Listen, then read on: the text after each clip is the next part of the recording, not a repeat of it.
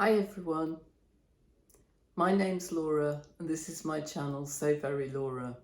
Welcome if you're new here and welcome back if you're an existing subscriber. So today is the date of the Busy Bee first challenge pattern reveal.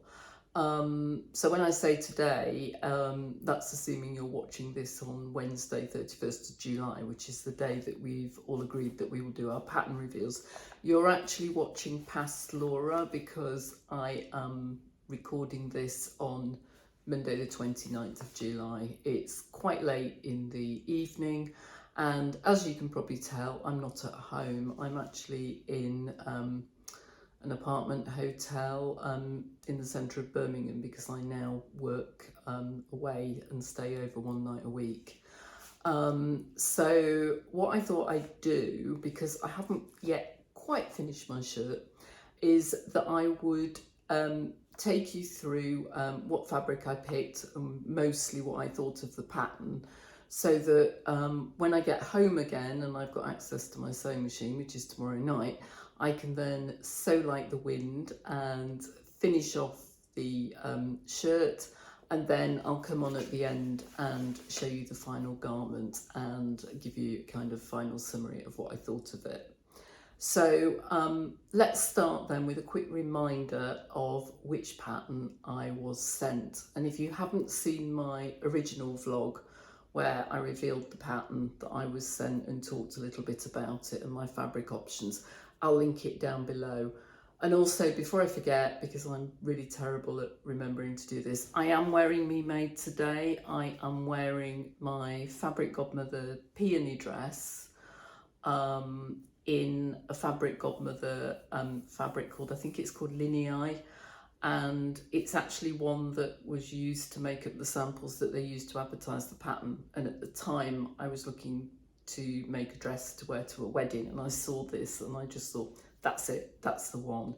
So I've done a vlog about that and another dress that I made thinking I might wear it to a wedding, and I'll link that down below as well, but that's what I've got on today.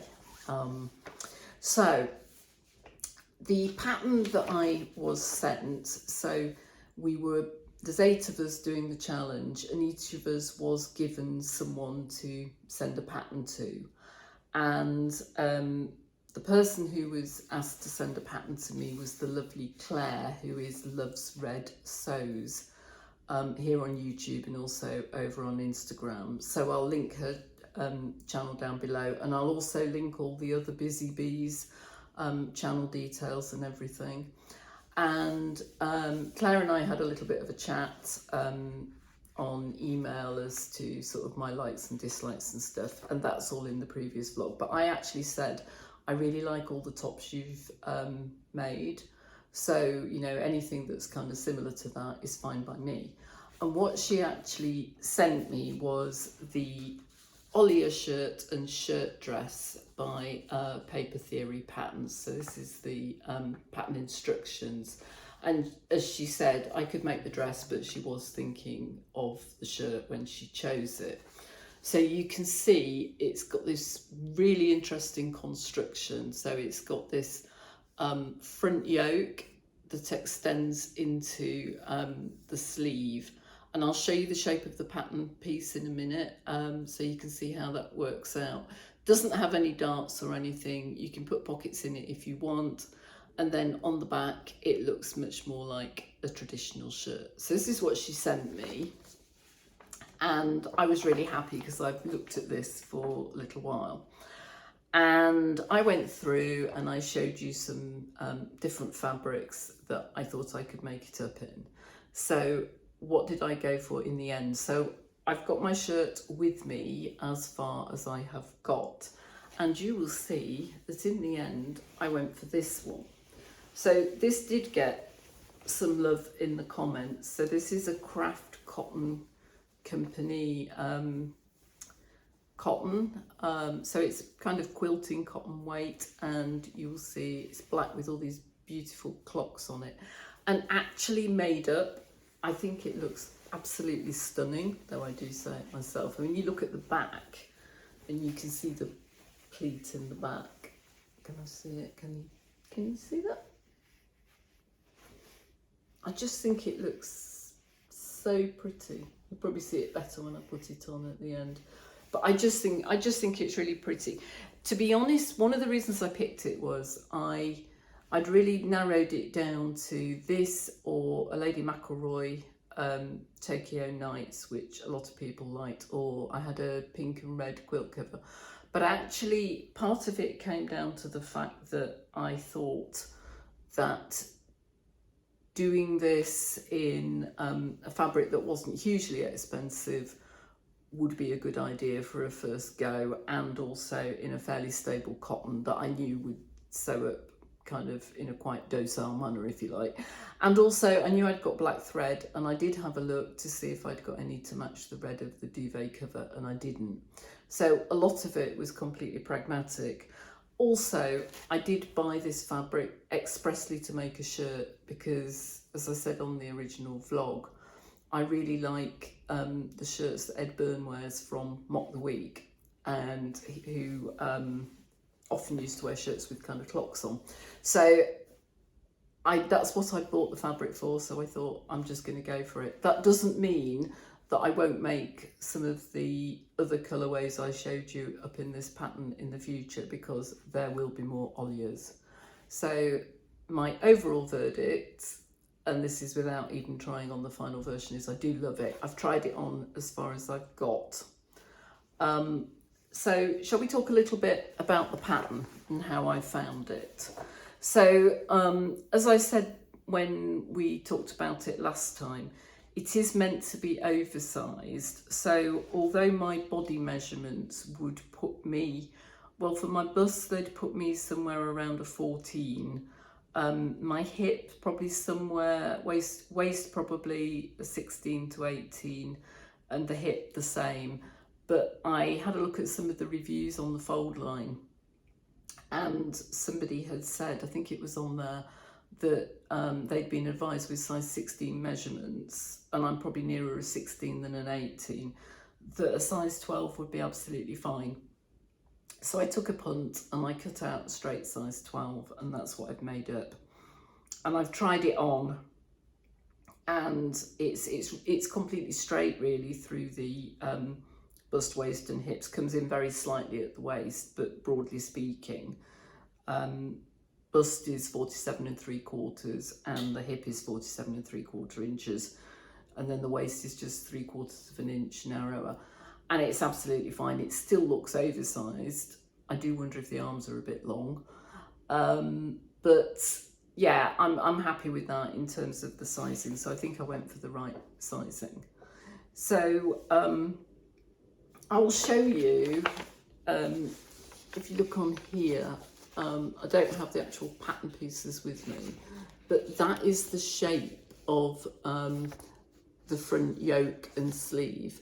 So you can see this is really the kind of striking feature of the shirt, I think. So there's the neckline, and then that shoulder seam, and then this bit folds over and becomes the sleeve. So this bit's almost like a dolman, but then round the back it fits into the back body, so it goes into the back armhole. So it is a really interesting construction, and so you can hopefully see, it's the problem of course with having made it in black, is it doesn't show up that well, but hopefully you can see. So there's the shoulder seam, and you can see that just comes out to one piece of the sleeve, and then so you sew it down the shoulder seam, and then you pivot at a right angle, and you come down and you sew this back seam into the armhole. And that's quite tough because it's literally like turn right, but there is a lot of hand holding in the pattern on that, so it explains it in kind of very brief terms. But then you've also got, if I find the right bit, you've also got a more detailed explanation here of how it's done. And also there is a video, there's a sew along, which I did watch on YouTube. And for that particular bit, it is really helpful because you actually are sewing along, and then when you get to the right angle, you literally have to keep your needle in the fabric, lift the press foot up and snip into the corner. Although it says you cut the bottom bit, and at one point I cut the top bit, but it didn't seem to matter. It was all right. And I think it's actually gone in fine. So that was really interesting. And the instructions on that bit I think are really good, but I think the sew along helps just to see it. So, sorry, I've got a bit of a frog in my throat, so just grab my coffee. It is decaf, I promise, otherwise I'd never sleep. So yeah, so the instructions on that are pretty good. It's got a back yoke, it's got 2 back yokes, so you can see that you've got a back, an inside back yoke as well, which I think finishes it off beautifully. You can't do the burrito method though, because you've got this, you haven't got a front yoke, so it's all quite different, but it went in smoothly enough. One thing I would say is that when you watch the video, the person doing the video occasionally says things like, oh, I might have stretched this out a little bit, but hopefully I can ease it back in. And the pattern does tell you to do things like stay stitch the neckline when you're doing the collar. And I stay stitched all the neckline pieces right from the start, because having watched the video, I thought, well, why would you take the risk? Because you're still hauling it all around when you're trying to do things like sewing the front yoke. So I just thought, no, I'm going to stay stitched from the start. So that's what I did. Stay stitched on the yoke, the back yoke, and stay stitched on the front. So I did all that up front, and that seemed to work okay. So the pattern says right at the beginning, it is for an advanced sewist, and I agree with that, I think, on balance. I think it would help to have made a shirt before, because I think if you understand how a shirt goes together, then it's easier to visualise how the Olya differs from a standard shirt in terms of the front, and certainly all the things like doing the plackets and doing the collar and doing the cuffs, which are all, you know, the same really as on a standard shirt. So I think that does help. But sometimes the instructions are really quite brief, and one of the things that threw me was there are notches on the pattern, but quite often they don't match to other notches on the pattern, and it doesn't tell you that anywhere. But for example, when you are sewing on your placket, so the pin there is just because of me putting in my buttonholes. I haven't done that yet, so I'll come back to that in a minute. But there is a notch on the placket, but it doesn't match to a notch on the front. It actually matches to that seam where your yoke is sewn to the lower half of the front. Now, it's kind of easy enough to work out as you go through it, but it would be useful, I think, if it just said somewhere on the pattern, you know, sometimes the notches will match to another notch, but sometimes they match to seams or key features of other pattern pieces. So for example, there's notches on the collar stand, and they actually match. So at the moment I've got one collar stand on here, and at home I've got the other collar stand and it's attached to the collar, and there are notches on the collar stand and they actually match to where your seam allowance is going to be from your front placket, so to remind you that you've got that 1.5 seam allowance. But you can only really see that once you start doing the construction. So I said I made the straight size 12 with no alterations. That's true, but the one thing I did do differently in terms of the pattern is I chose not to put front pockets on. So if I show you the line drawings again, you will see that it has these hidden pockets which you can then choose to top stitch or not. I didn't put those on simply because I would never use them. I've made 2 shirts for me before, and one of them at least, the pattern has a front pocket on, and I just didn't put them on because I just wouldn't use it, so I left those off. So I ended up kind of reading through the pocket instructions to work out at what point I needed to sew that seam, but that was fine, that was fairly obvious. So I think that made it a little bit quicker in terms of sewing it, because obviously I wasn't doing that around the pockets. I got really thrown in terms of the buttons, and it was probably just me. So this was later last night, so this is Sunday night by this time, and I hadn't got the hadn't started the collar, and I'd originally thought what I would do last night is I would put my buttonholes in on the placket, and that's why I've got that marked. And then so I could make the buttonholes on my sewing machine, and then I was going to open them up, and then tonight while I'm away, I was thinking I could bring the buttons with me and I could hand stitch the buttons to the other placket. And then I thought, but I haven't got the cuffs on yet, so there's no point. And also I'd forgotten that there was a button there on the collar stand, so really it made more sense to put the collar on. So one thing I've done differently, and if you've been watching my channel for a while, you will know that I really like the Stitch Sisters online tutorials, which aren't free. They come on their website and you purchase them, but then you have access for life. And I've got the Stitch Sisters Guide to Shirt Making. So although I did follow these instructions quite a lot in the early part of the making process, so obviously for all this bit with the slightly different construction of the front, I have been watching bits of the Stitch Sisters shirt making tutorial to kind of either supplement that, or in the case of the neck construction, I'm doing it the way that they suggest rather than the way that the pattern suggests. Now, there's nothing wrong with the way that the pattern suggests, but the pattern has you sandwich your collar, you construct your collar, and then it has you sandwich your collar between the 2 collar stands. And when I watched the Stitch Sisters vlog, it says actually if you do that, it's really bulky. So what they get you to do is you attach your 1 collar stand piece to the back of your shirt, you attach the other bit to the collar, so that you're only sewing the collar double layer of fabric to 1 layer of collar stand, so it's less bulky and easier to get it to sew in, and the same here. And then you simply join up the 2 collar stands, and then you can fold it under and slip stitch it down, or you can edge stitch it. And that's kind of where I've got to. I haven't done that bit yet. So I've still got to finish the collar, and I've got to do the cuffs, and I've got to hem it, and then I've got to do the buttons and buttonholes.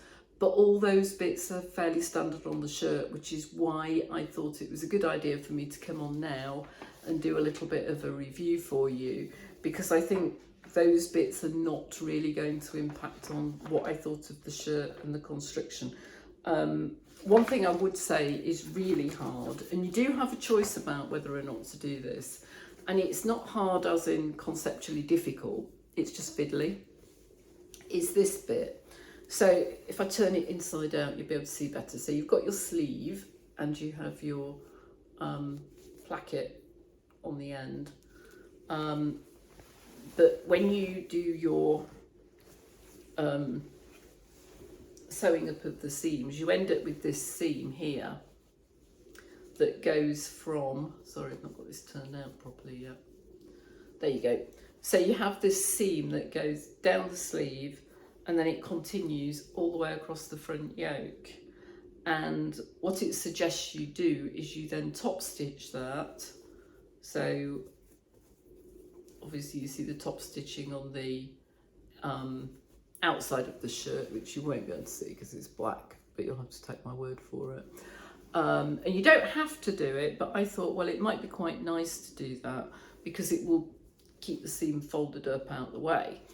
But the way you have to do it, because it's already folded through into a tube, is you end up doing it so that the first bit's easy enough. So you're doing it along your front seam, but which I've now lost again, sorry, there we go. So you're doing it down your front seam, but as you get closer and closer to these bits, you're actually having to do it so that the garment's inside out, and then you're sewing away down here, and then you're sewing into this tunnel, and you're trying to do it, and you're trying not to kind of catch bits. And I did actually catch a couple of bits and have to redo them. So it's not, as I say, it's not conceptually difficult, it's just very, very fiddly. So if I were to make it again, would I do that top stitching? I'm not sure. I might, because I think it does look nice, or it will look nice when I've got my collar on. That will be top stitched. The plackets are top stitched, or edge stitched rather, and the cuffs will be as well. And I would say that other than that bit, which was, as I say, just very fiddly, that was in the pattern, the only things that have slowed me down is things that could have slowed me down on a conventional shirt. So sometimes when I was sewing the plackets, I kind of missed the bit where you have to turn it under and stitch down the folded over bit of the placket on the inside so that the edge doesn't show where you cover your existing seam. And I could have done that on a conventional one, but I think it was a case of more haste, less speed.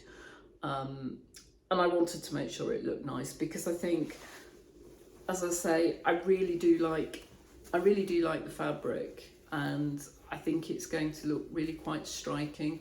So I did want to make sure I got it right, so I did unpick those things. So the only other thing that threw me with the buttons is it says that you need 9 buttons for the shirt, and you need 13 for the dress. So let's not worry about the dress, because I'm not making the dress, I'm making the shirt. So it's supposed to be 9 buttons for the shirt, and so you've got 1 on each cuff and then 7 down the front. So you've got 6 on the placket, and then you've got this one up here. But when you look at the line drawings, it shows buttons on the hidden pockets, but nowhere on the entire pattern does it say you can put buttons on these pockets if you want, nor does it say you would need extra buttons if you did. So that's just something to watch if you did want to put buttons on the pocket, because it never says that. So yeah, it talks about top stitching them. So sometimes, and again, this goes back to why I think that it is an advanced sewist pattern. It kind of infers things rather than tells you how to do things. And when it talks about, right at the very end, it says, you know, put your buttons and buttonholes on. But it doesn't go into huge amounts of detail about how you do that. So it does assume you've got a certain amount of knowledge in that area already. And in fact, I only realised tonight that it does even mention it on the pattern, because when it talks about the placket, it then says, it made me laugh actually, let me find the bit. It says, edge stitch placket in place from the top side, being careful not to catch the folded edge underneath, which, as I say, is the bit that I kept missing occasionally. And then it says, repeat the process for both sides. And it says, note, traditionally a woman's shirt overlaps right over left and a man's shirt left over right. However, feel free to stick a finger to the patriarchy and do your buttons up however you want. So you kind of think that that's where they talk about the buttons, and I thought, oh, they've just assumed you know it. But actually, it's in as a much later step. And really, it's only when you put the buttons on, then the buttonholes, that then starts to determine which way you're going to do it up. So I was thrown, and they do have a brief nod to sewing in the buttonholes, but not really very much. And the other thing I might do differently is the hem, which it says you press up twice by a foot width, which I assume means the sewing machine foot width each turn, and edge stitch in place. And I don't know if I'm going to do that, or whether I'm going to try a rolled hem, or whether I'm going to do what I quite often do on shirts and use bias tape around the edge, just to get a neat finish. But hopefully you'll see that with future Laura at the end of this vlog. So I hope you've enjoyed this thus far, and I will come back on Wednesday and show you my finished shirt. Hi, so I'm back. So the subtitle to this should be called, well, it's the 31st of July still somewhere, because it's actually after midnight now in the UK. I've been trying to sew this on and off all day, but as ever, life, work, etc. got in the way. So I'm now at the point where I'm as finished as I'm going to be tonight, but I wanted to get to the point where you could see this as a more or less full garment. So I'll stand back a bit so you can see this in all its glory.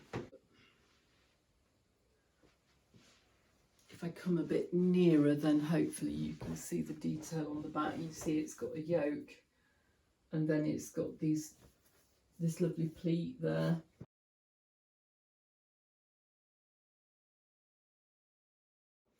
And then on the sleeves we've got, if I can find them, we've got pleats on the sleeves. So you probably have noticed there, I've got my buttonholes done on the cuffs, but I haven't put the buttons on yet. I've put buttons on the front of the shirt. Just gone for these very plain, whoops, can you see, plain black buttons. I wanted ones with clocks on, but couldn't find any that weren't white, and I thought that would look a bit odd. Never in my life have I been so grateful for a sewing machine that sews buttons. I don't normally do that. I normally sew them on by hand, but at midnight I was just thinking, no, I'm going to sew them on by machine. I still need to finish a lot of ends off, and I need to hem it, but part of the reason I've left the hemming is because I haven't decided what I want to do yet. If I try and hold up, I will move the camera down a bit and then maybe you can see. Sorry, this is swinging around a lot. It's not the longest shirt in the world on me. I think when I make it again, and I will make it again, I would lengthen it a little bit. So I'm tossing up between doing a rolled hem or doing bias binding, and I want to think about that a little bit. So that's part of the reason I haven't hemmed it yet, apart from it being super late at night. But yeah, I mostly need to do tidying up on it now. Really pleased with the fit. I didn't bother with the, there should be a button on the collar stand, but frankly, I would never wear it that done up. And if I'm honest, this is a size 12, as I said earlier. That's absolutely fine in terms of the body of the shirt. If I'd wanted to do it up, I would have probably needed a bigger size. I have done the top stitching round the back on the collar stand, but actually it doesn't look great on the outside. But I watched the Stitch Sisters shirt video, which I will link down below, and as they say, if you're going to wear the collar open, then you're better doing your top stitching with this side up. I've put a label in the back, which I'll pop a pic in of, which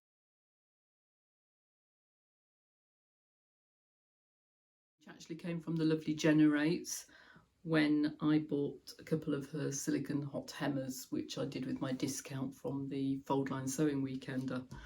But because it's black, I thought it went quite well with this, and it is most definitely unique. So yeah, I really like the shirt, hence the title of this vlog. I would definitely make it again. I struggled a bit in terms of putting the collar stand in, only in terms of there's a bit where the instructions recommend you do a kind of burrito to thin down the excess fabric around the collar stand when you're catching it down.